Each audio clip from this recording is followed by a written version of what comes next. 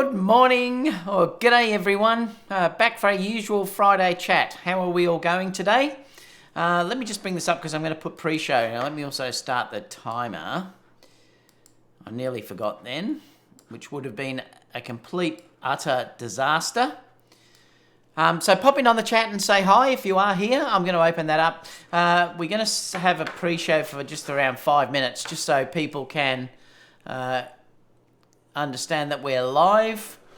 So let me just check. Let me go over to there and I'll just say hi to people who start popping in. So who have we got in here? Lomar is saying, "G'day, David." Photomix says, "Geez, about time." What do you mean, Photomix? This is the usual time. Why are you saying that? I'm De Brown's here. Yo-yo. What does that mean, I'm De Brown? What does yo-yo mean? Or is it just hello? Nevak saying good morning. Riza is saying, where is the coffee? I know, I didn't have time to go and get one, so I'm drinking water with you guys. You know what? 2 weeks' time, I reckon I'll be back on the full strength coffee with you guys. It's starting to warm up this week. We're near 30 C, so 30 Celsius. So I think it's almost beer o'clock time. Oops, coffee o'clock time. What else have we got? Langer as well. Going great, David. That's great, mate. Adam is saying hello from California. Hopefully I can meet up with you when I'm there in February, Adam. Looking forward to meeting all the Californians and Las Veganans, however you pronounce that, Las Vegas people, and also San Francisco. We're going up to there as well. So looking forward to all of that. Yo-yo is another type of hello. Okay. Well, there you go. So what's happening in the world? I've just been to a great workshop. I'm going to talk about that workshop with Aaron on Wednesday. I just did one with Yervont on Tuesday last week, and it was just amazing. And I'm going to talk about that and some of the things that he was talking about. Yervont, if you haven't followed him, I'll just put him in the chat here, just in case if anyone wants to search him. Yervont, why is stupid spell check? I hate it. Yervont is one of the 10 top wedding photographers in the world. Just an amazing photographer. So I went to a workshop with him for the whole day, and it was pretty amazing. So I'll talk about some of the things that he was sort of going through and trying to help the industry and saying how he thinks the industry could be better. Things like that. So I'm going to talk about that with Aaron on Wednesday. Photo Megan said, yo, urban Americans speak for hi. Oh, okay. What's up? Hello. So that's the same as our g'day. Exactly the same as that. Adam Stark said, hope so. Wayne said, g'day from Calgary. Jared said, hello from Louisiana. Las Vegans. What do you say for people in Las Vegas? What's their term? Like we're Melbourneites or something, or Melbournearians, or what is it? What do you say for someone from Las Vegas? Working night shift, so hi from Croatia. G'day, mate. What's going on from Tennessee? Yervont is still doing workshops. Wow, yeah, this was free though. Photomic, it was $40. I think I paid for the day, which was free because we got lunch and everything included in that, and we also got stacks of paper donated to us, Ilford paper. It was incredible. So he spent the whole day going through his business practices, how that works.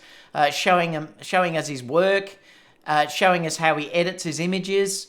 Yervont is a master. He is one of the actual masters that you can see in photography. There's not many that I really look up to.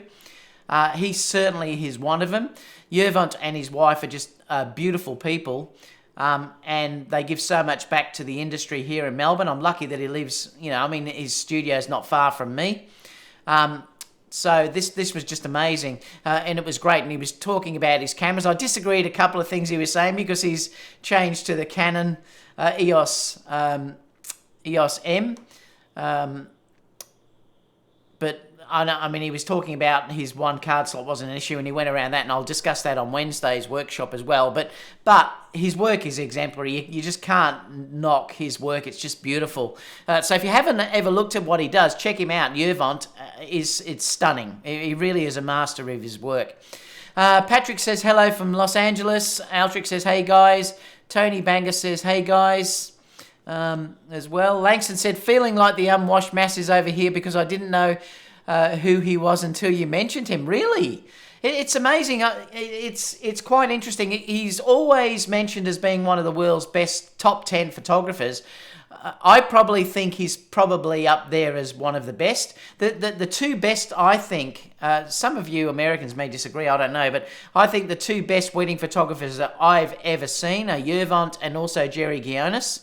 I love both of those wedding photographers, but Yervant, I think, is in a league of his own as far as I'm concerned with the way that he shoots. And he's just an amazing person. Jerry also is an amazing person as well. They're both, I suppose, typical laid-back Aussies. But yeah, if you haven't seen him, check his work out. Like I said, I'll have a big discussion with Aaron about him on Wednesday, and we'll show some of his work and things like that. Let me just hide this pre-show so we can see what's happening in these questions.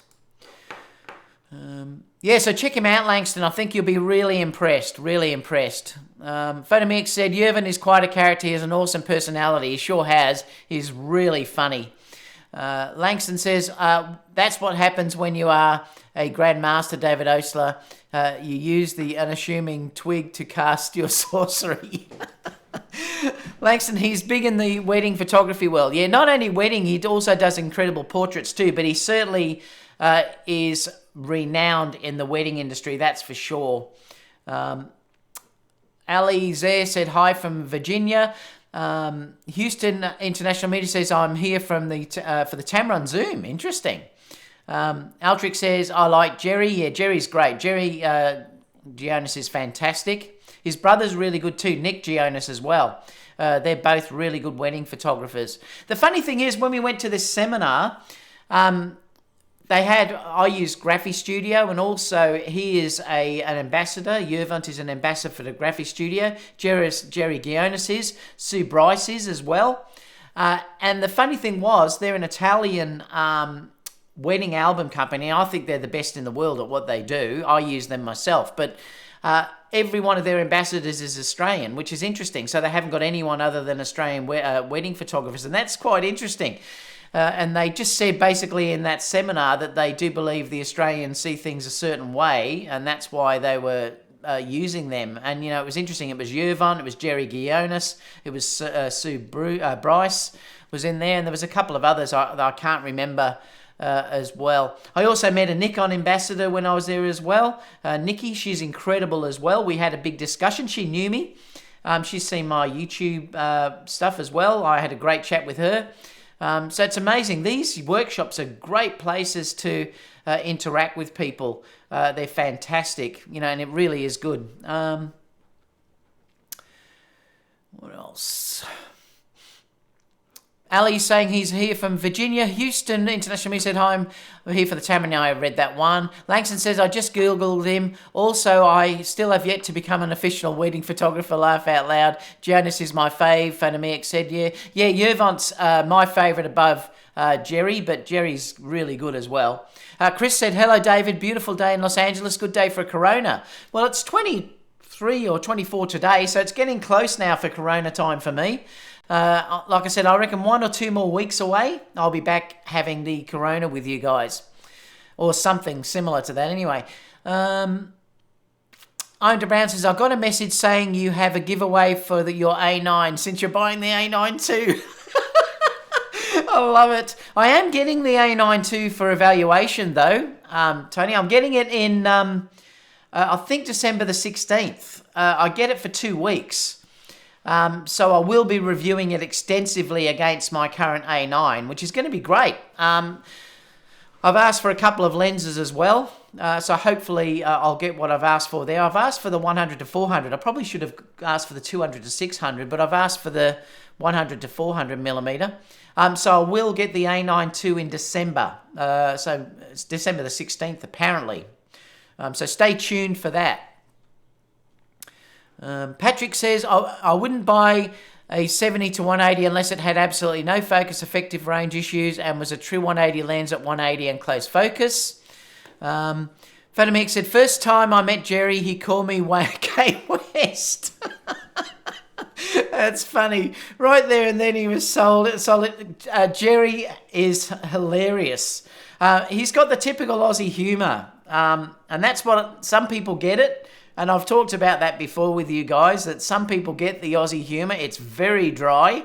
And we often say, and I hope I don't insult people when I meet you all over there, because we often say exactly what we're thinking. We don't mean it in any bad way at all, because Australians have a tendency to bag one another, like badly. And it's the first thing that we will say when we meet someone, and it's really quite funny, but sometimes we can be taken the wrong way. But Jerry's the perfect example of that. It's just our weird sense of humour, and it's often the reason why a lot of people like Aussies when we travel, because we are so laid back and we just basically have fun, which is, I think you'll find out when you meet us. Alvin says hello from Tennessee.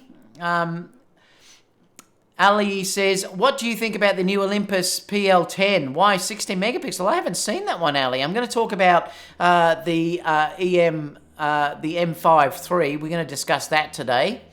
Long Rider says, I've rented the A7 IV and the 200 to 600. Wow, lovely combo. Yeah, that would be an amazing combination. And if you count that as having the croppability of that as well, Long Rider, it's unbelievable. I mean, what a fantastic combination for sports too, that is, or particularly for wildlife and stuff like that. Tasm says, I may wait for the Sigma 70 to 200 2.8 millimeter lens as well. I'm going to discuss those as one of the stories as well today. So it looks like we're in for a fun ride. Patrick says, yes, the 200 to 600 and the A7 Mark IV is an amazing combo, and especially for the money. It's a powerful wildlife option, especially when in crop mode and 26 megapixel files.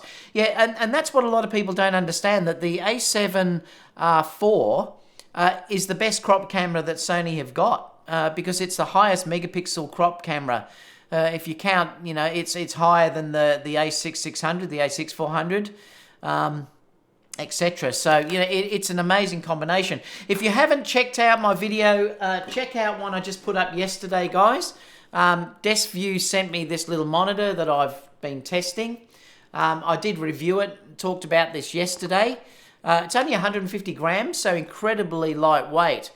So if you're interested in having a look at how this works, check out my previous video before this. Also, if you're in the photography videography school, I'm going to have some giveaways on there soon as well, for some hardware. So it's interesting. I've got stacks of review coming up in the coming days. I've got some NDs. I've got some other stuff that I can't... Long Rider just gave me a donation, $5. Thank you so much, mate. I'll just show that. So I've got a few things coming up. I've got Luma Cube. I'm going to have a review up. That little thing is amazing. I've also got a fair few different ND options that I'm going to be reviewing and showing you.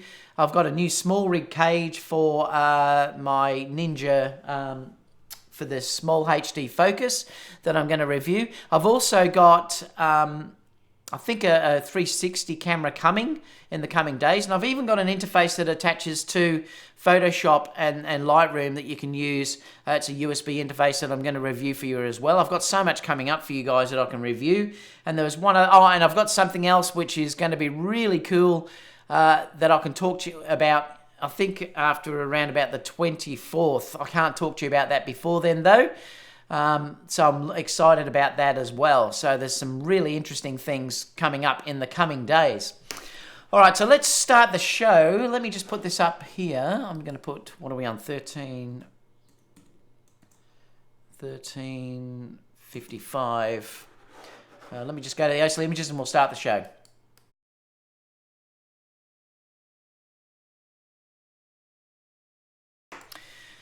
Well, g'day everyone. Back for our usual Friday chat. I know it's Thursday everywhere else, but it's Friday here.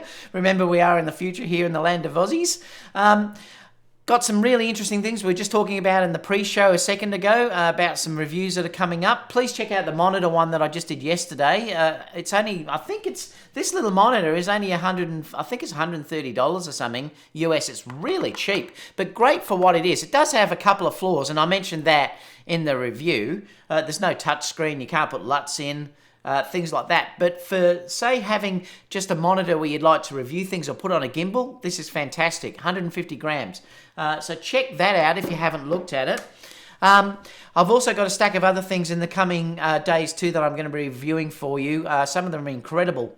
So stay tuned for those. Really exciting things in the coming days. Now that it's starting to warm up again, I'll start to get out to do model shoots and all that sort of stuff again.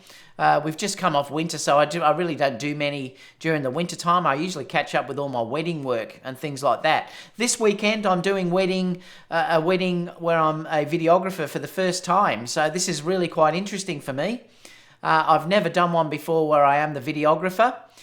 So this weekend, I'm actually the videographer, which is going to be so much fun. I can't wait for that. So I'll let you know next week how everything goes and all that sort of stuff. So that's pretty exciting. Thank you so much for Long Rider for the donation as well.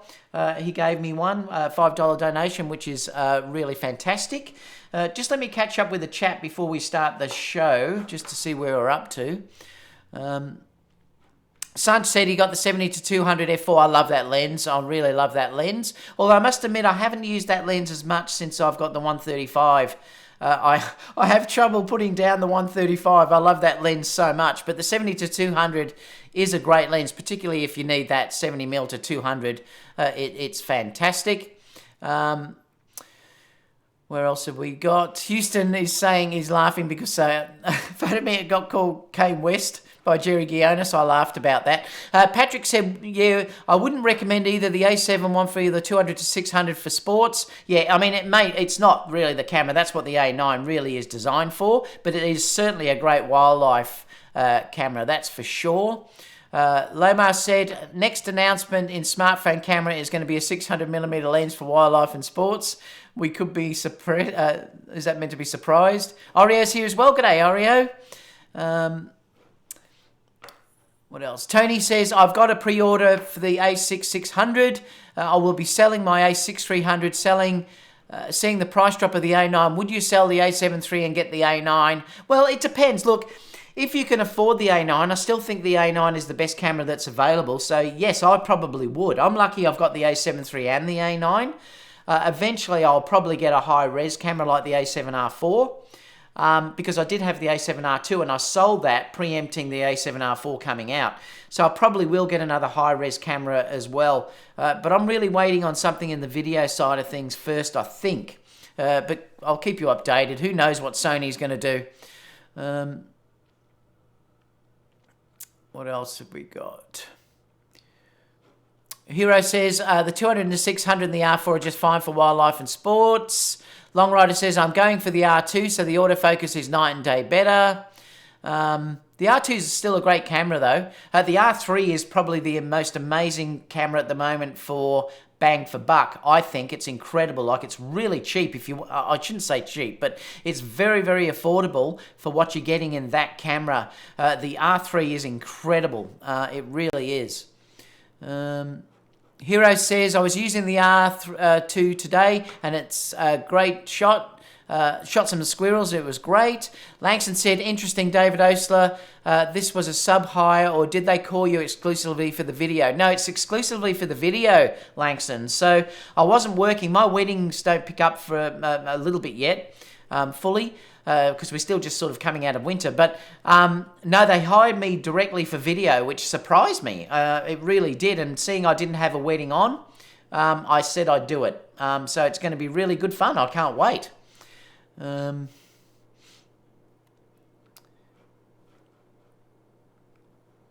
else? That's about it, I think. Langston, I'm hurt you didn't hit me up to hold the reflector when you're into... Oh, he's talking to someone else. Just got my R4. Just wow, I know, it's an amazing camera. It really is an amazing camera. Patrick said, no, actually, I use the D4S and D5 with the Nikon 400, 2.8 VR. That's a great combination. I had the D4S when I was shooting Nikon as well. I love that camera. But yes, I have used the A9s and the Sony 400mm and 600 primes, and they work great. Gustav said, Tamron 170 to 180 or 70 to 200, which is coming first? We'll talk about those rumours in a minute. And that's about it. Long Rider said, this is great. Would you stick with the Nikon or D6? Oh, he's talking about that other thing. All right, so let's go to the first story anyway, which is the Tamron story. Where are we? 19. I've got to put this timeline in, otherwise people go, your shows are too long and you don't put timelines in. So I'll put that in. You got to keep people happy. I'll get thumbs down, won't I, if I don't do that. All right, so rumours.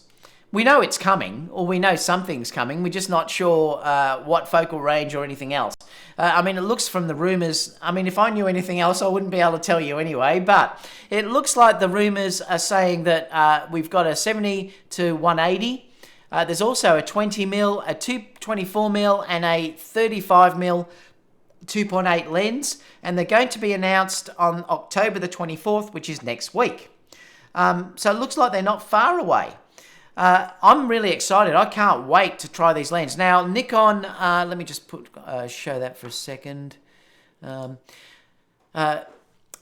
obviously will give me a pre-release version of these, and I'll be able to shoot it for you as I usually do and review it and show you samples and everything else. So stay tuned for when they are announced. I'm not sure if it's announced next week how soon they'll have them out for loan for pre-release ones. So it just depends on when Tamron Australia gets them. But as soon as they get them, I will be able to have them for review for you guys. So I'm really excited about it. The 70 to 180 2.8, I'm really excited if that's what it is. I can't wait to actually try that out, actually. Because I think the reason why they've kept it at that size is due to the keeping the lens size small. It'll be interesting to see if it's still that 67mm filter size, which the other lenses are. I mean, if you can get that holy trinity of the 17 to 28, 28 to 75, and the 70 to 180, and they're all the 67mm filter thread, and lightweight, it'll be just amazing. And that may be one reason for me to say potentially sell my 70 to 200 f4 version and get the Tamron, because I do particularly love the Tamron lenses. I found the 70 to 200 is an amazing lens, and it really is an amazing lens. It's an f4, but it's still sharp. It's great to use. It's not too heavy. But just occasionally when I'm doing dance concerts and things like that, the f4 can be a little bit problematic in that I just don't have enough light capability to get into the camera. So if this 70 to 180 is a good lens, it certainly will probably be something that I will get. If I need anything a bit longer than that, I've got the 135 now anyway. Sorry, I mean, I've got the 135 in between this. Then I suppose I very rarely shoot longer than that.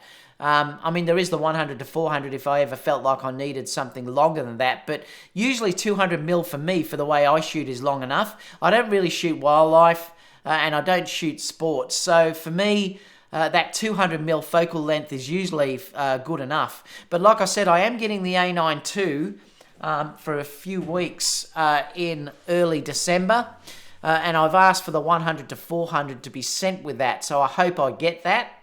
I mean, I may have probably should have asked for the 200 to 600, but anyway, it doesn't matter. But so stay tuned for that review coming up in the coming weeks. But this excites me, and look, I've been knowing this would happen for a while. I mean, I knew they would finish their trinity of lenses. I mean, you know for certain after releasing the first two lenses, most wedding photographers, for instance, have that 24-70, 70 to 200.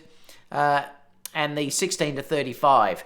So this covers roughly that focal range. You know, you've got the 17 to 28, the 28 to 75, and the 70 to 180. So it covers that whole focal range, which is really nice. And if it's a similar lens, and I think it will be, if you're looking at the mock-up that they've got here, if this is true, it looks like it's the same filter thread as the others have, which is that 67mm filter thread. I'll be rapt about that, because then I can use all the same NDs that I've bought. It saves me buying, you know, the step-up filters and all this sort of stuff, or step-down filters. So I'll be really happy with that. And I'm sure if you look at the first two Tamron lenses that were announced, they are outstanding for the price that you pay for those two lenses. And I think I really do believe that they'll probably do the same thing with the 70 to 180. Their 70 to 200 lens is brilliant. Their 70 to 200, even though it is much bigger than this, is a really brilliant, fast, sharp, rock solid lens. So I'm pretty certain that the 70 to 180 is also going to be a really great lens. Remember, they're designing this from the ground up to go onto the mirrorless system, so they're not just adding a bolt-on like Sigma can tend to do. Tamron tend to design this from the ground up to suit the mirrorless system, so that's why they're very nice, small and lightweight. So this is brilliant, and I think this is really exciting, and I can't wait to test these out. So it looks like that is going to be announced, like I said, on the 24th, so that's next week. So stay tuned. Like I said, as soon as I hear anything and get a sample copy, I'll be out shooting with it. And obviously if it's announced on the 28th, hopefully it won't be on the 24th. Hopefully it won't be too much longer than that, and I'll get the review unit that I can test it fully for you guys like I usually do. So let me open up the chat just to see what people are saying.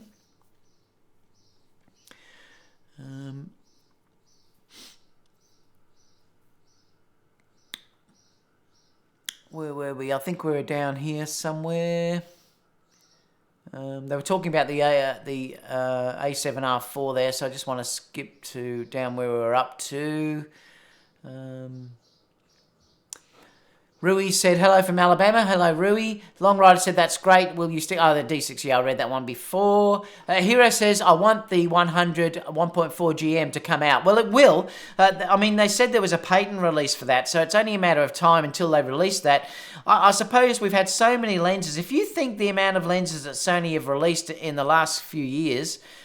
2 years or so, we really have been blessed by Sony. I mean, I can remember not long ago everyone was bagging Sony to say there was no lenses, and now they're doing that to Nikon, which is silly because Nikon will be the same. In 2 years' time, Nikon will have ample lenses, and then, you know, nobody will be able to say that about them as well. So it's interesting how that now has switched, and we're getting Sony users now starting to bag the Nikon the Z cameras because they haven't got lenses, and we were in that exact position a couple of years ago. It won't take them long either to catch up. I'm not sure about how I feel though about the 20 and the 24 and the 35 being 2.8 lenses. I don't think any of those interest me, to be honest about that. I mean, I'll probably get them for review and I'll test them because they may interest some people that want to go very, very light. They could be great lenses for gimbals. For instance, because 2.8 is often a nice focal length if you're on a gimbal. So these could be great gimbal lenses, and I might change my mind once I use them, depending on the price that they're actually after for these. But they're saying down here too that the 70 to 180 2.8 ships 2020. That's why I'm saying I'm not sure when I'll get them. The 20 2.8 ships 2020, the 24 2.8 ships in 2019, and the 35 2.8 also ships in 2019. It doesn't mean I won't get the 70 to 180 this year, though I may, because if I get a pre-release version, I might be able to show it. It just depends if Tamron allow things to be shown. Sometimes I film it and I'm not allowed to show it until we're given the date to actually show it. But if it's announced and stuff, I may be able to bring out some pre-release ones. I was last time, so hopefully that will happen. What do you guys think about the 20, 24 and 35 mil? Talk about that in the live chat too, because I'd love to know what you think about that. What else? Such said, Tamron should not have compromised the 200 focal length, to be honest. Also, except the 20mm to 2.8, the others are not exciting. Yeah, it just depends. Like I said, some people may love those lenses. I like the 35 2.8 that I had, the Sony. I really enjoyed using that. But after I got the 24 GM, I just wasn't using them anymore, so I sold it. But for a gimbal, for instance, if you just wanted to have as I buy more cameras, particularly if I start to go down the video side of things, as I start to go down that sort of side, I may decide that I want a nice lens like that 20mm 2.8 to stick on a gimbal that's really light, or the 24 or the 35. I mean, they will have a usage. It also depends how much they cost. I'm not fussed about them dropping the 20mm on the long end of that 70 to 180. I'm quite happy with that. That doesn't bother me at all. If that lens is really lightweight and it's as good as the other lenses, I haven't got a problem with that. Obviously, if you're worried about that 20mm, well then the lens isn't for you, and you could probably still go for the Sony 70-200 f4 if you wanted to sort of not pay for the GM version, which is a lot more expensive, or just go for the 70-200 GM or the Sigma lenses, which I'll talk about in the next story. Langston said the 70-180 looks nice. Yep, and that also, depending on weight too, could even be a gimbal lens as well. We don't know how light or heavy that lens is going to be. It could really be interesting, Langston. Nevac said, interesting that they would release a 20 and 24 at the same time. Very close focal lengths. Yeah, I know. It is interesting, actually. I was hoping they would have done something really wide, and that may be what they do next. I'm still waiting on like a really good, cheaper option for very wide, you know, around that 12mm focal length. I'd love a lens like that. I really would. I mean, I've got the 10-18 Sony lens, and I can use that at 12 at full frame, but it's only f4. I'd like a wider, 2.8 or a 1.4 wide-angle lens, and I really wish, someone would bring a good autofocus, cheaper wide-angle out, and I was hoping Tamron may do that. They will probably eventually, though. Sigma has one. What else have we got? Patrick said, yeah, probably will stick. Oh, he's talking to someone else. That's okay. What else have we got?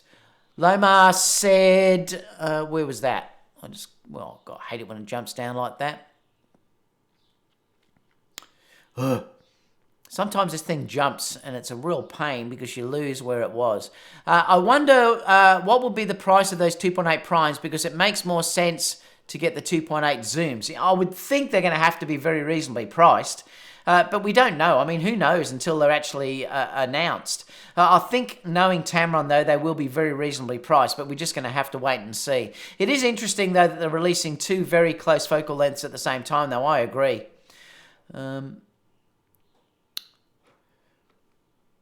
Patrick says, I bet the 70-180 is not an internal zoom like the new Canon 70-200, which I do not like. Yeah, well, we don't know yet. It may be external, which then causes a problem if you have it on a gimbal, for instance. I love the 28-75 on the gimbal. The 28-75. Yeah, I love that on the gimbal. It's beautiful. That's the lens here. So that does come out, so it's not internal either. So I've got a feeling that the Tamron 70-180 is probably going to be the same. I don't think they're going to be able to make that internal. I'll be surprised anyway, but they may. But because this is so light, my Moza Air 2 doesn't bother at all if I balance it. I usually balance it with it halfway out, and then I can go either way, and it doesn't affect the balance at all. So even if that 70-180 is similar, you could balance with it halfway out, and then something like a Moza Air 2, which is powerful, will be able to handle that without a problem. I don't think it's going to be an internal zoom, though. Long Rider said, very cool, Patrick. Oh, he's talking to someone else. What else have we got? Hero said, hey, I was hyped when I watched your vid earlier. Laugh out loud. I'm not sure who you were talking to there, Hero. Patrick said, Long Rider's talking to Long Rider. Patrick said, I wish those primes were 1.8 because Tamron has made some amazing 1.8 primes for digital SLR folks. Yeah, I mean, I have to admit I was a bit disappointed when I saw it was 2.8. But then, like I said, when I think about it, if I could purchase, say, something like that for travel, for gimbal work, 2.8 is ample. And I did love my 35 2.8 that I had, and I've spoken to you about that before, that I love that focal length, and the 2.8 aperture made it so small. If they went to 1.8, then obviously it was going to be more expensive, they'd be larger.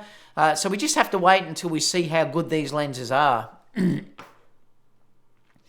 Sanch said, I wish Sony released an 85 1.2. So do I. That would be incredible. They probably will one day. Langston says, are they just the basic FE Sony lenses? Well, we don't know. Yeah, Langston, all the Nikon lenses are 1.8s. Yes, they are. Patrick said, yes, I only have one 1.8 prime, but I'm lucky to have two 1.4 primes. That's like I said, the reason why I got rid of my 35s was because I love this one so much. I'm going the wrong way. I love the G Master 24 so much that I sold them. I just wasn't using them anymore, so I decided to get rid of them, and I use the 24 all the time now. John said, I'm happy with the Tamron 17 to 28 and the 28 to 75, so I'll stick with the Tamron lenses. More affordable, and my type of photography, for those, it's just fine. Well, they're excellent. I noticed Aaron just put up a great video talking about the Tamron 28 to 75 and how it's one of his favourite lenses. It's certainly one of my favourite lenses. Like I said, on a wedding, that does not come off one camera. It stays on a camera for the whole day. It's just amazing. I really do like it. Sharp as, light, small, not too expensive, brilliant. I mean, you can buy those two lenses for the price you pay for the one Sony lens. So that, you know, there's real advantages to going down the Tamron line, that's for sure.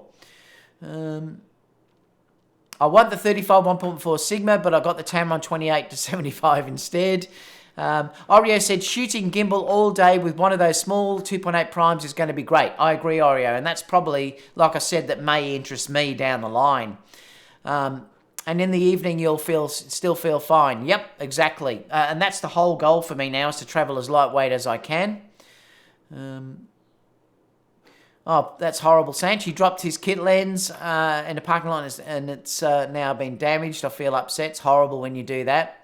I should mention to you, talking to you about Prophoto, the other day I was doing a studio shoot and one of my Prophoto lights stopped working. I can't complain. This light I've had for, I think it's 4 years. It's the D1. And it just stopped working. And I thought it was the flash that went in it, you know, the actual little globe. So I took it to Prophoto here in Melbourne, and they took the globe out and put it in. They do it while you're waiting, which is brilliant. And that's one of the beauties of Prophoto. I mean, you get amazing service if you're in an area where there's shops that you can just go into, or Prophoto stores. So I went in, they pulled out the flash tube and put a new one in for me, and it still didn't work. So I went to, they said to me then, well, we'll have to go and send it off for repair. And so it got sent off for repair, and I've now got the quote back, and it's, I think, $1,200. I went, oh no, so it's a power board has failed in it, so it's, yeah, a bit of a problem. So there you go. So it's a bit of a bummer. That's never happened to me before. I mean, basically what happened was I was changing. Normally they're built like tanks, and I've never ever had an issue with any Prophoto lights. I've dropped them and they've kept working. Never had any issues. This one time, I've got a concrete floor, and I was trying to change reflectors, and it dropped and it hit the floor, and I just thought, oh, it's just broken the flash globe, but it looks like it's broken the board inside now. So luckily I am insured, so I'll be able to get it back on insurance. But boy, when I first looked at it, I thought I'd buy a new strobe, but they're $3,000 if you want to buy a new D2. They're replaced by the D2 now. So I think I'll be getting it fixed. So yeah, it is not cheap if you're down the Prophoto line and something major goes wrong, that's for sure. Let me just go back to this chat.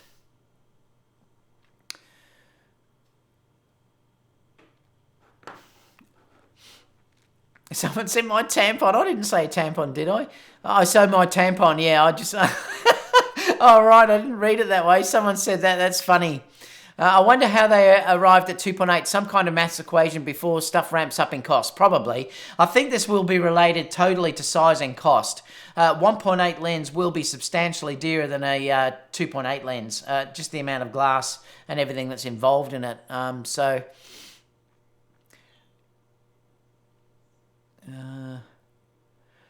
I heard that the Tamron 70-28 is sharp as well as extra absorbent. Oh, you guys, stop it. Oh, this is terrible. Anyway, we're going to continue. I'm going on to the next story. I'm getting off that tampon discussion. We're going to the Sigma story. What time are we now? 39. 30. You guys are out of control. All right, so let's have a look at this because this is an interesting rumor.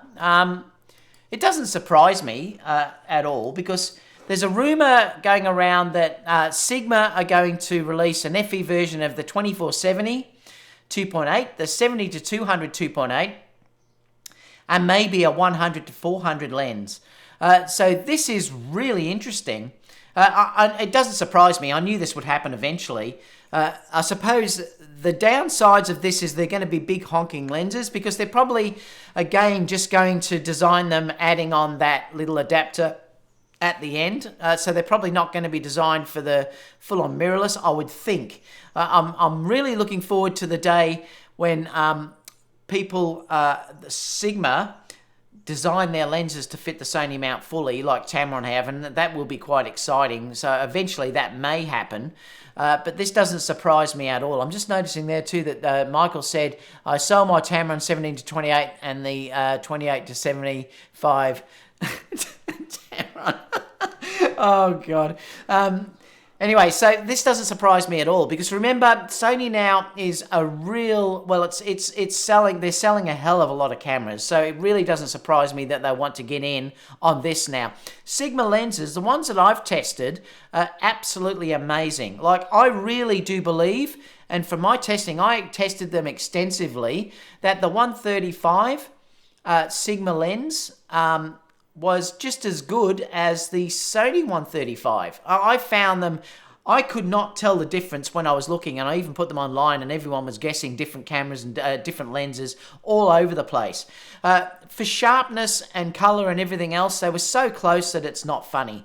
The difference is, though, that you haven't got the focusing as good on the Sigma as what you have on the Sony because of that dual linear motors. But is it bad? No, the focus was amazing. I mean, it was as good as any other sort of lens that I had. It's just that once you've used the Sony 135, you realize how good that new linear focusing is that they've also got in the 100mm, 400mm as well. 2.8 lens. It is incredible. Plus you have it's a bit smaller and lighter, and you also have the programmable buttons on the lens as well and the declickable aperture.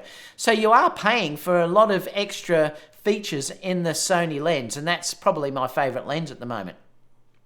But if I was trying to save money and I wanted equal image quality, well, the Sigma was just as good. Now, probably the sharpest lens that I've ever used, and I can tell you it's not a Sony, the sharpest lens that I've ever used would be the Sigma 105 1.4. That probably is the sharpest lens that I've ever used in my life.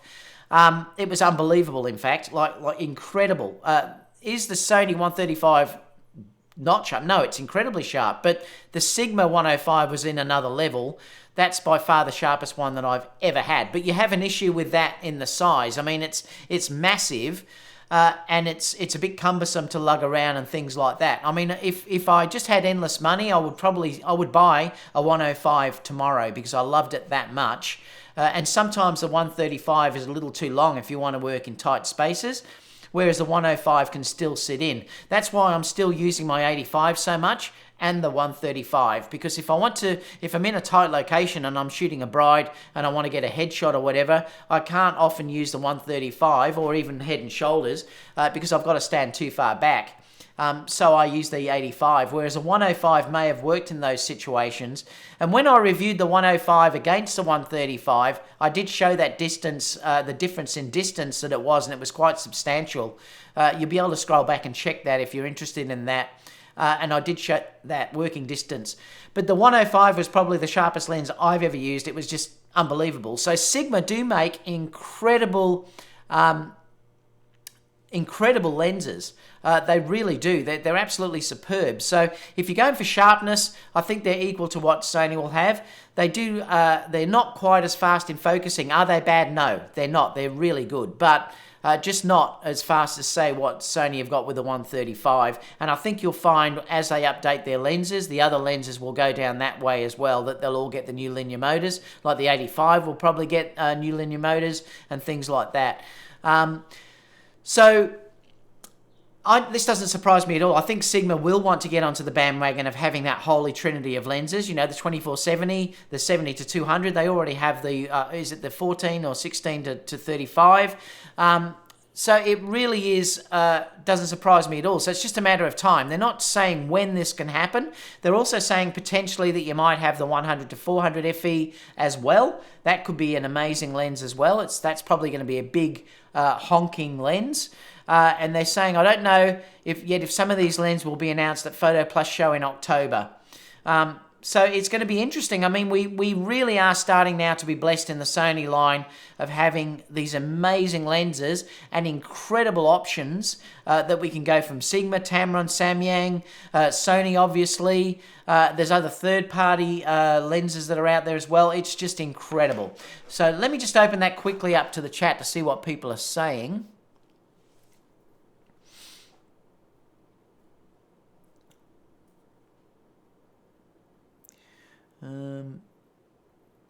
Grin says, I'm interested in the Sigma. Yeah, and I don't blame you because they will be cheaper. I mean, they are going to be cheaper. Built like a tank. Amazing quality. I mean, they are amazing quality lenses. It's just like I said, the fact that they're much heavier and much bigger. And you don't get those things, like I said, with the 135 of the extra programmable buttons and things like that.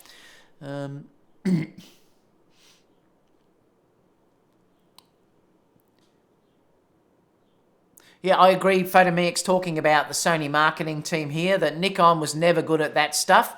They really do need to up their marketing, that's for sure.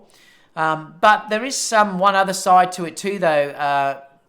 They do hire photographers to do their stuff, though. They're not just... Nikon tend to really be more about showing real photographers using the gear than what Sony can tend to be, which is using Instagram people and things like that, influencers.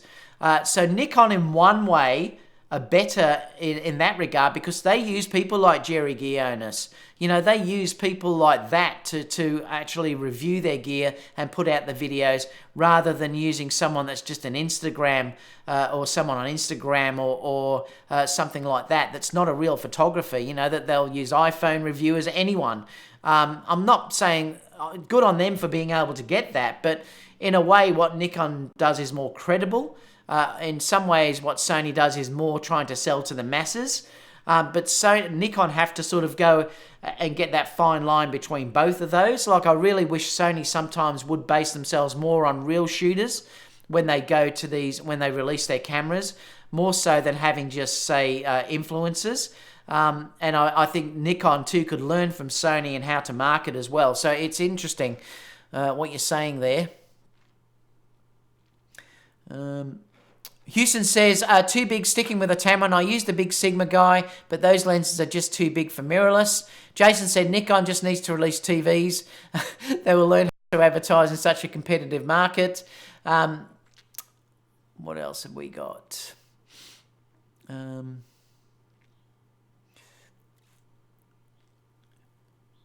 Sigma lenses, you need the MC11. No, some are adapted. The one that I had, the 104 was a native lens, so that was an FE mount lens. The Sigma 135 did go through the MC11, but that worked amazing. I was surprised how good the MC11 worked with the Sigma. It was a Canon mount, and it worked fantastic. I'd say it was probably as close as anything I'd used with Sony before, apart from the 135. Or the 55, which is really fast as well. But the focus, I wasn't using it thinking, gee, this is slow. It was holding back. It was actually really fast. It wasn't as fast as the 135 Sony, though. So yes, the new lenses tend to be a FE mount. You can send your FE mounts, you can send your Canon mounts away to Sigma and they will put the adapter on for you, so they will become then an FE mount as well. They just get sent to Japan, I think, or somewhere, and it gets done.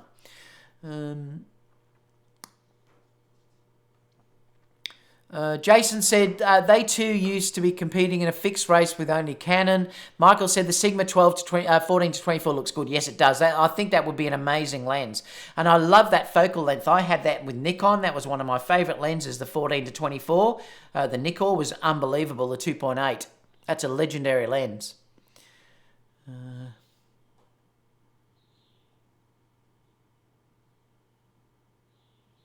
Yeah, Canon aren't that good at it either, I agree. Since people are here, need a human light stand for a couple of hours on Saturday. Paying for hit me up in the Facebook group or whatever. I hope you get some on Langston. Did you put it into the photography group? Houston said, buy the Sigma, use them as dumbbells too, two for the price of one deal. Gotta love that 105 Sigma. Yeah, it's stunning. That Sigma 105 is stunning. It was just too big for me to lug around. I mean, basically, it takes up half a case just lugging that around on its own. But like I said, it's the sharpest lens I've used. It was incredible. Yeah, Langston said massive is a bit of an understatement. Yeah, it's huge. But the 105 is like carrying a baby around. It certainly is.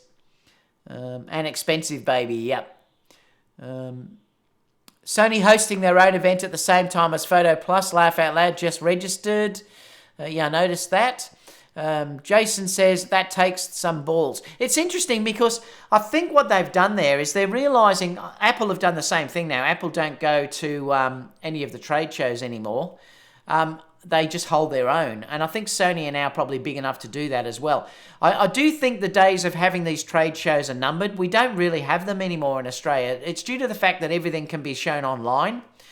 Sony probably are thinking, well, why go to a show where everyone then is going to be dragged away to look at Nikon and Canon and everyone else, when they know they can have as much floor space as they want, they can set up whatever they like, and do whatever they like. And that makes sense to me, and I think that's a great idea.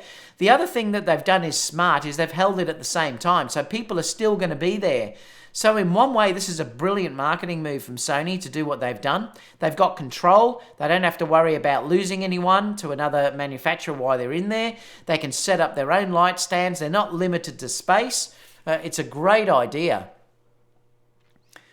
Are we sure the Sigma 2470 will be a digital SLR design? Well, we don't know. It might not be. G'day, Aaron. How are you? We'll be back with Aaron's live show next week, guys. We've just missed 2 weeks. Unfortunately, last week, Aaron was crook, and this week I had a shoot that I had to do, so we couldn't do the thing, but we're back on next week on Wednesday, your time, 8 p.m. New York. Jason says, can you imagine Sony paying Ken to advertise their cameras? I would die. I noticed he's going to New York in the next coming days, so that'll be interesting. Yeah, I feel like if I attempted the same, it could come out garbage, but yours looks awesome. Oh, I'm not sure what that was talking about. I could feel like you could go with in between to Fern's angle with the angry photographer. I talk about the angry there. Jason said, can I shoot flash and still blow out backgrounds, Wheeler? Oh, boy. The next Sony Alpha shooter. I love it. Michael says, I might try Canon mirrorless. I really like their new lenses. And right then, Photomic fell out of his chair. I love it.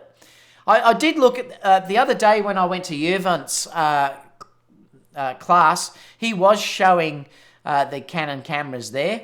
As you know, he's gone to the EOS M. EOS R, I should say, sorry. So he went to that.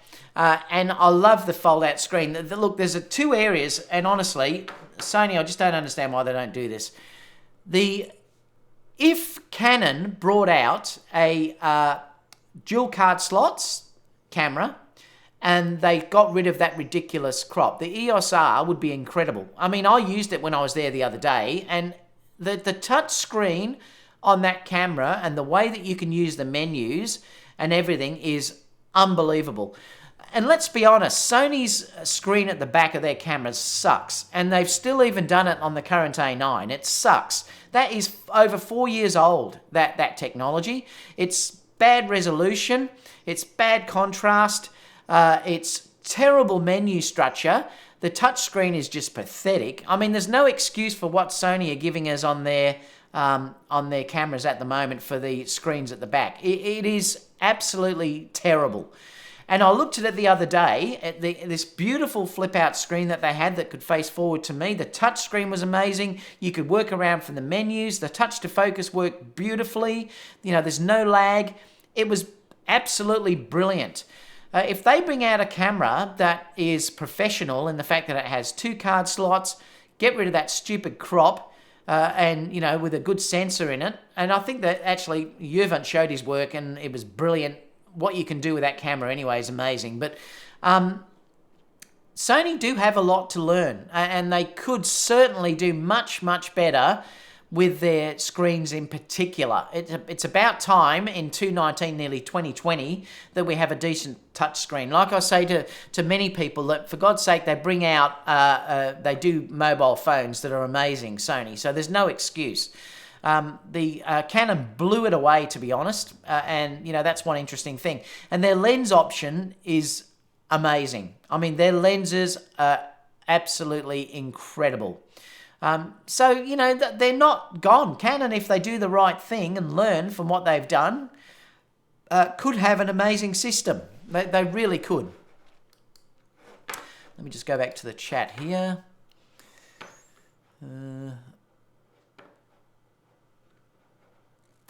Hero says, laugh out loud, that vid with the angry guy versus Jason Laney at the ranch was hilarious. Yeah, I know, I'll watch that.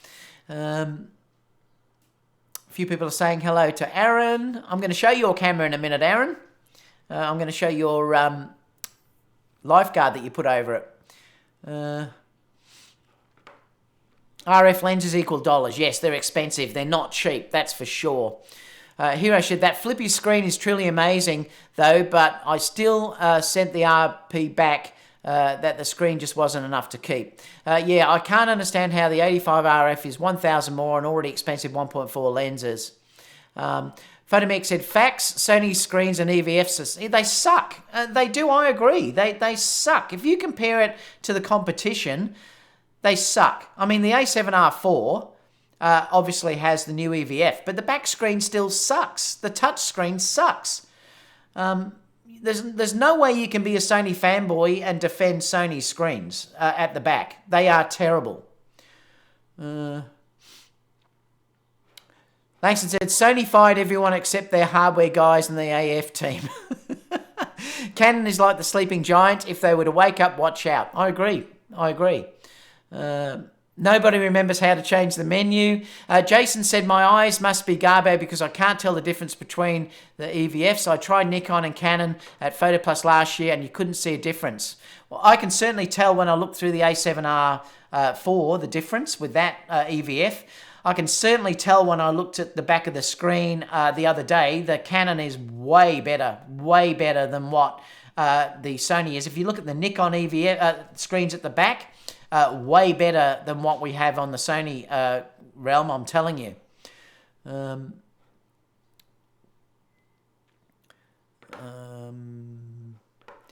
Michael said, okay, David, you talked 5 out of Sony fanboys over to Canon. No, because I wouldn't be...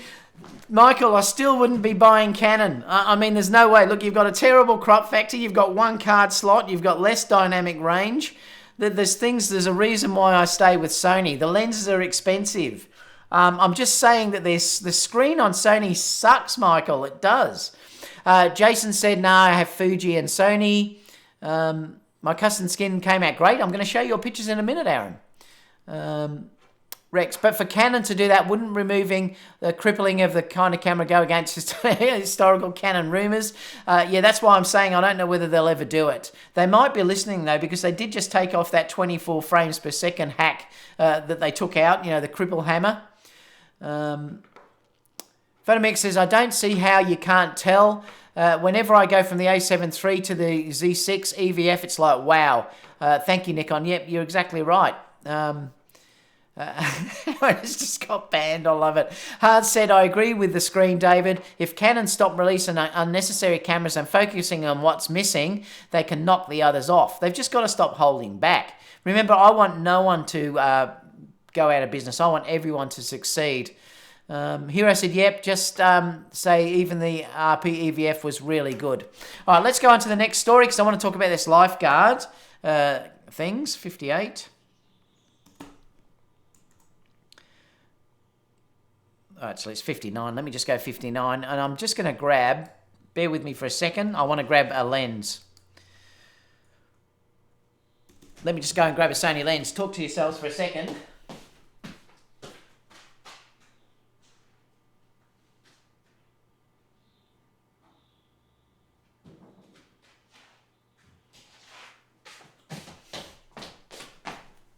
Okay, so let's talk about these Lifeguards. Now, just before I show you this lens that I've got here, Lifeguard now have just announced a guard for the 200 to 600 mil and the 35 1.8. You can all basically get it for any lens now that you want. And they really, I don't know, I'm not very good with doing little fiddly things, and I'm going to show Aaron's results in a couple of minutes, and you'll sort of see what they're like. But these look really nice when they're put on. They are really quite interesting. But the main point about these is that they protect the lens. You can modify them as well, which I'll show how Aaron has just got his done. But really nice. I mean, these are showing how they look. They look really nifty, and it can give you a point of difference too, like, you know, makes your sort of lens stand out and things like that. You can also get them for your cameras as well. And I'll just show how Aaron's came out.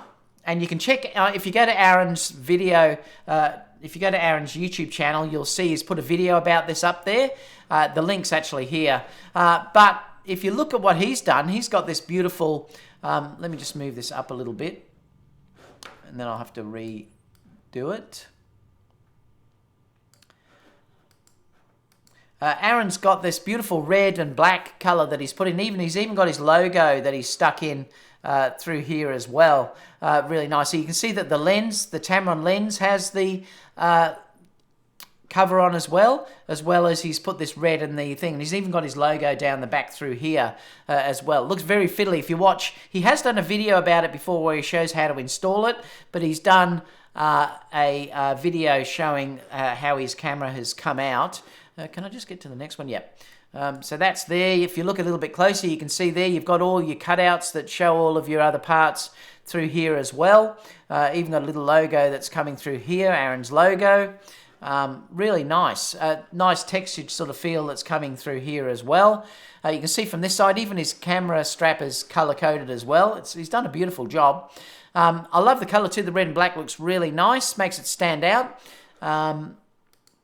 That's the back part to it as well. You can see it has all the cutouts nicely done. Even the little bits where it comes out to the edge there has stickers on it as well. Really great work. I mean, lovely. I think it looks fantastic. So Aaron's got a video about that on his YouTube site, so you'll be able to see it through there. And like I said, he's also put up a video before where he shows how he installed the whole thing. But this is really interesting because the one of the things with Sony stuff, and Michael's going to say I'm changing people to Canon again, their lenses, for some reason, I don't know what it is, mark terribly. Let me just see if I can get that to focus. Now, you'll notice all the marks that are on this. It's the coating on these lenses. Now, they are very tough. These lenses are incredibly durable. So I'm not saying they're not durable. They are. I mean, they really, I don't treat my stuff that lightly at all. I've never had a lens that fails me. They really are built like tanks, the Sony lenses. They are built beautifully. But they do mark incredibly easy. Now, if you compare that to my Tamron, which I've had well over a year now, this Tamron looks brand new. And I use this more than any other lens that I've got, and it looks brand new. It's incredible, the difference. Like when people say that the Tamron lenses tend to be a bit plasticky and things like that, but boy, do they hold up under wear and tear. I mean, really well under wear and tear. Without a cover. So what I'm saying is, if you are very fussy with your gear and you want to get good money if you're selling it, it might be better to go for one of these skins to protect the lens cover, because that's the part in the Sony lenses that suck. They scratch like crazy, and a lot of you may tell me the same thing, but they do scratch very, very easily, like very easily. If you think, I don't use this anywhere near what I've used my Tamron, and the Tamron still looks as good as the day that I got it. It's obviously the coating or something on these that is the issue. Like I said, the lens is not an issue. It's built like a tank, but it scruffs up, and people, when you go to sell them, that's the first thing they'll look at. They don't look at the optics, which is the most important thing. They'll look at it and see that it's being used, and it has marks and perforations and stuff like that on there, and it causes issues when you want to sell it. So it is a bit of an issue if you want to do that. So it may be interesting. It may be something that you might want to consider if you do want to get good money for your lenses. If you do, say, buy them and then sell them again, you might want to think about putting a skin on. But anyway, that's just something that I wanted to share with you there. I'm going to skip to just the next story. What are we on? 104.50. So it's the last story, which is the Olympus have just announced this new camera. Let me just bring this down a touch. They've just announced this camera. Well, this is basically in the same competition as the A6400, if you're looking at it. It looks really nice, actually. I do love the feel of the Olympus cameras. They have that classic old design, a little bit designed like Fuji, but I just thought I'd show you that some of the features that this has, because there's a couple of things which are really interesting that I think, Sony we could grab from or learn from. It's a 20 megapixel sensor. No doubt this would have it. It's got a fold-out rear screen as well, which is really nice, and it would be a true touch screen. The IS on this is nuts, and I'll talk about that in a minute. It's got a 2.36 million OLED EVF, similar to what Sony has. It is a new sensor, AF system and IS system. The part that is incredible about this is that it can actually, with lenses that are stabilized, it goes up to 6.5 stops of stabilization. That is nuts. Now, I've used one of the older Olympus cameras, and as well as the GH5, the stabilization honestly was almost as good as using a tripod. It is that good. The GH5 is incredible. The Olympus was even a step above that. So the stabilization on these cameras is nuts. Like, you really could use it without using a tripod. It's that stable. So you've got 6.5 EV with stabilized lenses, which is crazy.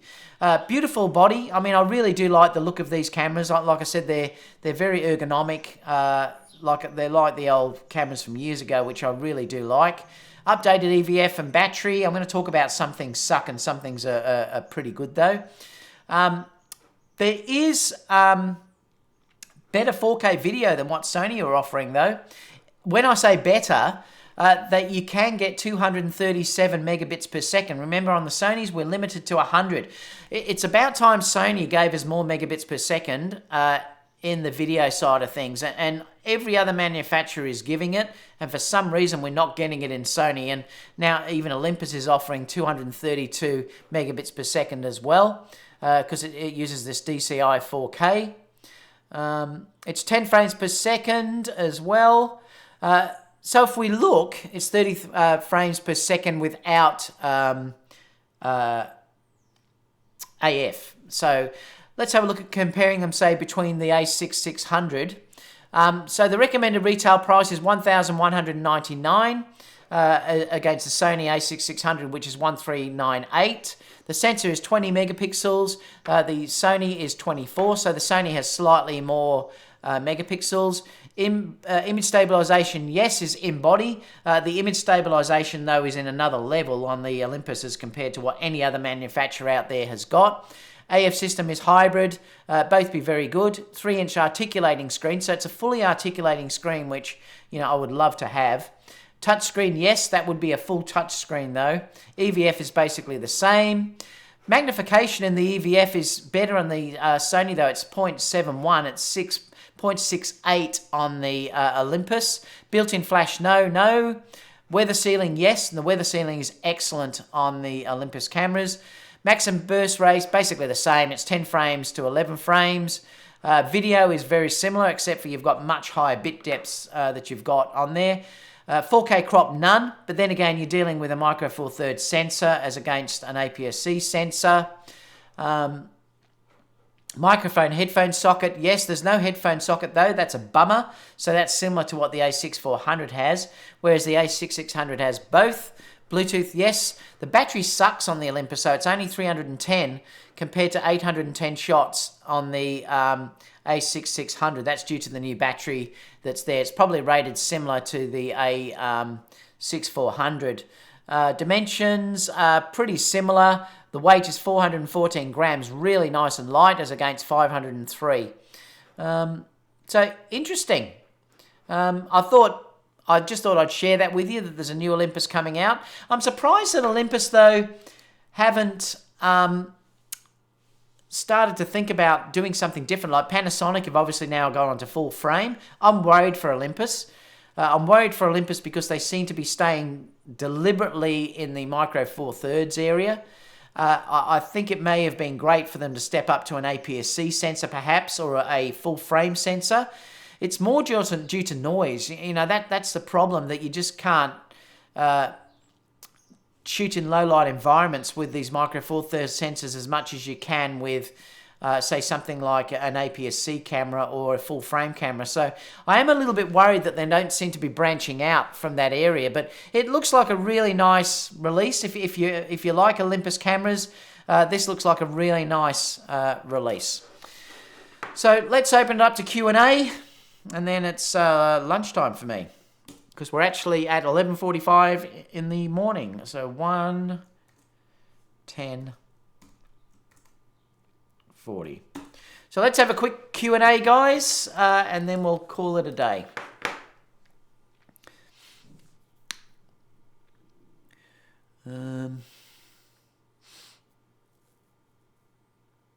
So we're up to the lenses part. Gerald's joined us too. G'day, Gerald.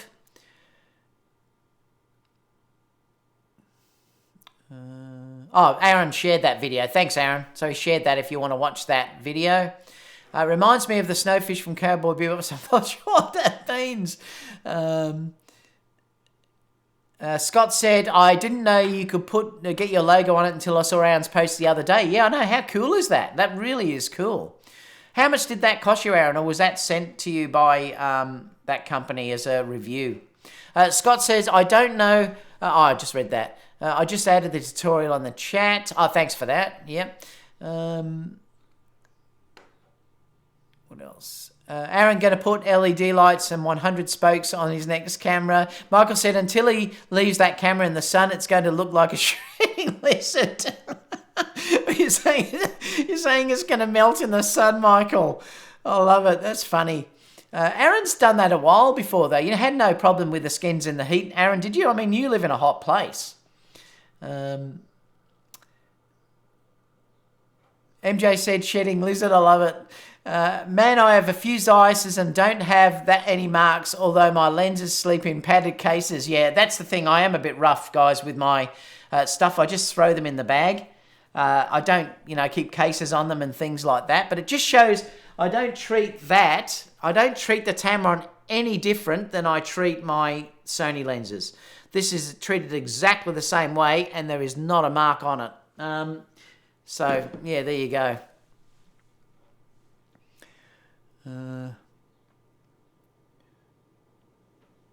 Langston says, I wonder if it's worth my shaky hands trying to get it on my lenses.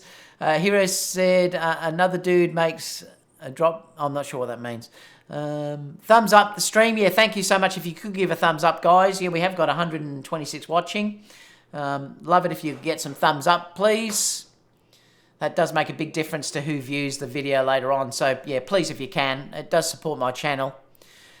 Dan said, I missed the Tamron story. What's new? We were just talking about, you can go back. It'll be back after this. We were just talking about the lenses and what may be released in the timeline. Hero said, laugh out loud, Olympus endorses a new camera. Let's laugh for the next sentence and just move on. Oh, Hero. Michael said, Aaron, if I see diamonds and a gold chain on that camera, you've gone too far. I love it.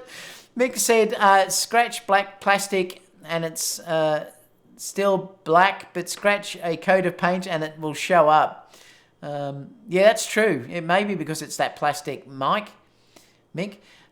You can get a grip for the Ollie cam that relocates the shutter button more forward. Interesting.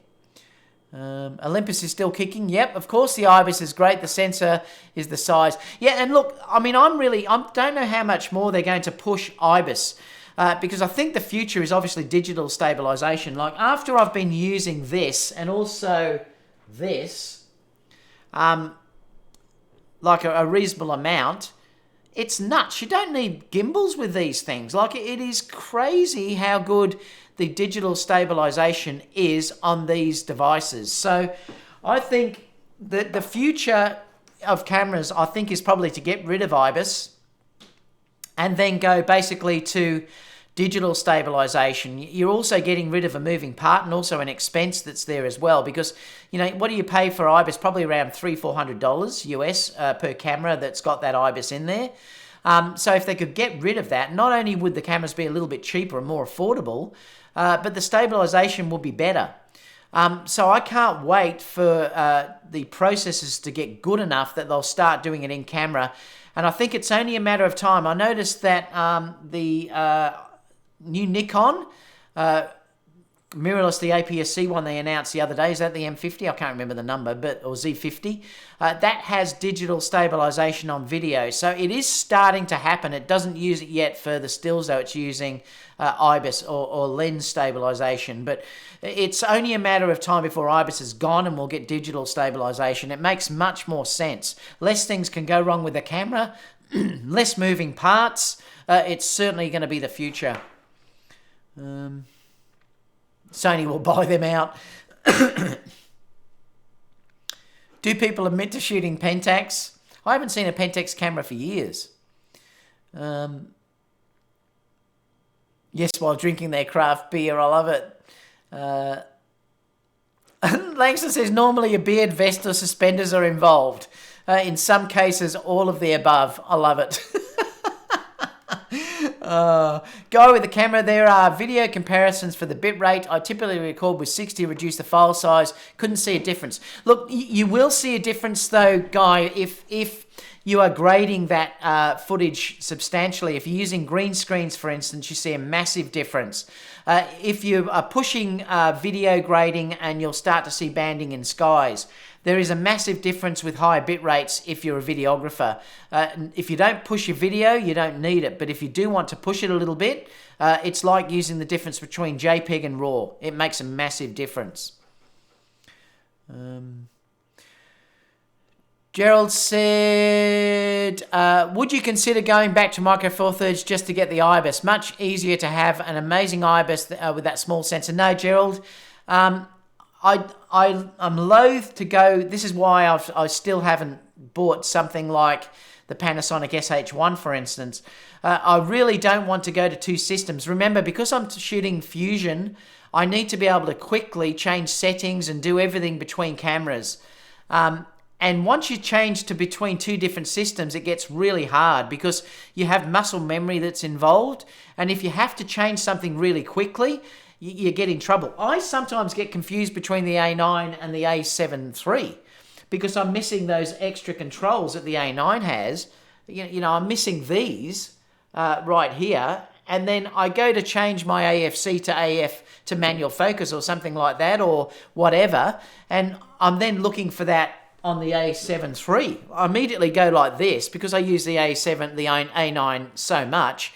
I'm immediately jumping to the A7 III to find where it is, and then I've got to go through a menu and remember where it was. So muscle memory is very important. So that's the reason why I don't want to go to another system. The other thing is too, if you're shooting multiple cameras, you can also have problems between how they all shoot footage differently, and then it becomes harder in grading because you've got to make sure that your images match as much as possible. So that can be another issue as well. So no, that's why I'm hanging out to see what Sony release, Gerald. But if they don't do anything, eventually I may have to do something. Scott said Sony may not be giving us the bitrate, but at least we get downsampling instead of upsampling. True. Gerald Williams said the R4's IBIS got better, so it's not impossible. Panasonic's looks pretty decent as well.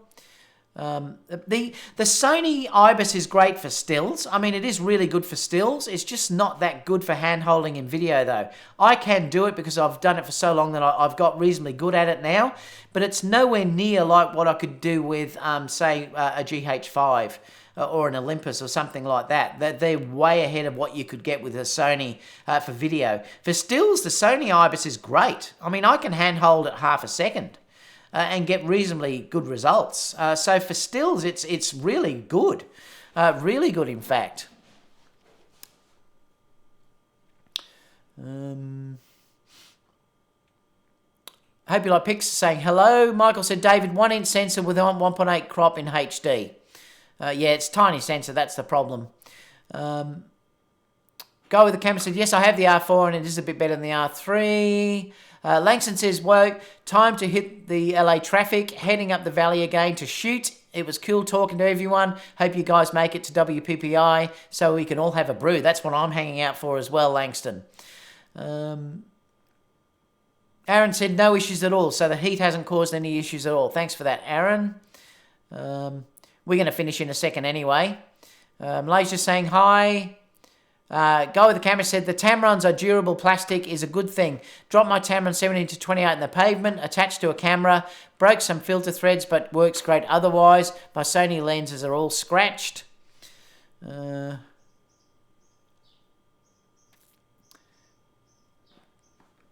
anyone else lose David's audio? Hope not. Michael said that phone costs more than the camera. Yeah, I know. Hero says, I'm going to test my GoPro 8 stabilization by giving it to my 3-year-old. You'll probably find it's really good.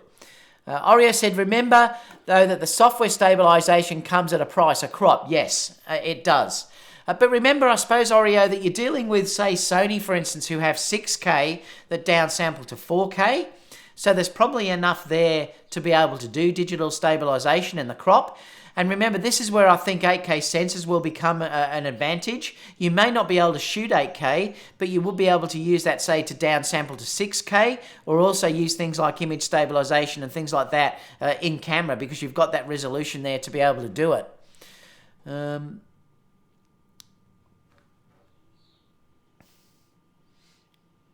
Go with the camera says, IBIS and digital stabilization, please don't get rid of it, useful for photos. The FX9 has gyro data for digital stabilization, hoping it makes its way to future Sonys. Terry says, not happy with the EM5. I shoot Olympus and had the first EM5 and it was good. Ground shaking and cutting edge. I was hoping this one would be, but it's not even close, so you're not very happy with it. Andy from Texas, Mike said... Delta Dave said, I shoot Pentax, love it. The S45Z IQ is pretty badass. Aaron said, I hate having two different systems. Yeah, it causes problems. Gerald said, I understand. I used to shoot both Nikon and Canon digital SLRs simultaneously with manual focus during pro sports, and they focus in opposite directions. Yeah, wow. Yeah, it's a pain. Working with different systems is a real pain because, like I said, muscle memory is a big thing when you're working very, very fast. And if you can't change things very, very quickly, if you need to, you can get in trouble. And there's nothing worse than if you're at a wedding or something like that and you're trying to fiddle with the camera, trying to work out what's not working. And that can happen if you've got two different systems because you're not used to using it. And no matter how many times you do it, two different systems will never be as good as using the one.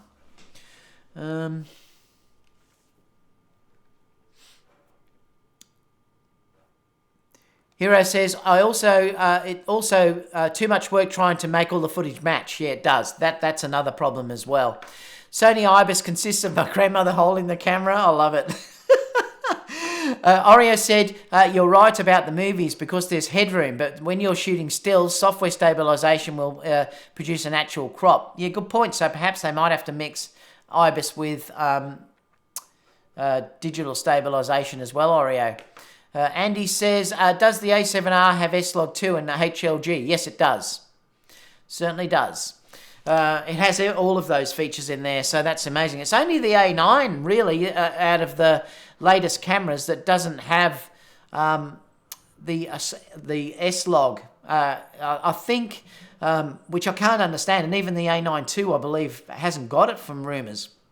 So how do we know? All right, guys. Well, I think that's about it for the day. Stay tuned. I've got plenty of reviews coming up. Like I said, please do give me a thumbs up because it lets others see it. I'm not sponsored by anyone, so it does help my channel because it gets the message around and others see the video. So please, if you can, give me a thumbs up. I'll be posting a lot of videos in the coming days, some reviews of gear that I've got. In the coming weeks, I will start to shoot more of my model shoots and things like that again. Due to the fact that the weather's now starting to warm up, I'll get out and about more. So stay tuned for that. I will be live with Aaron next week on Tuesday US time, 8 p.m. New York time. We'll be on Aaron's channel next week though. So stay tuned for that. And apart from that, that's all, guys. So thanks so much for all the support. It's about time for my lunch and also to go and get my coffee in my American accent. Make sure you join the photography and videography skill, guys. There will be more details too coming up soon for my US trip with you guys. I'm coming out for 4 weeks and we'll have meetups. No cost or anything like that. We just want to get together, have a good time. So stay tuned for that. I will be in LA, Vegas, and also traveling up to San Francisco, and we can have a meet up there as well. So stay tuned for that. I really do want to meet you all when I'm over there. And for the European viewers, I will be over there the following year. So 2021, I'll be coming over to Europe and going through some of Europe and also through the UK. So stay tuned for that as well. So that's all, guys, and I'll see you all soon for the next video. G'day, everyone.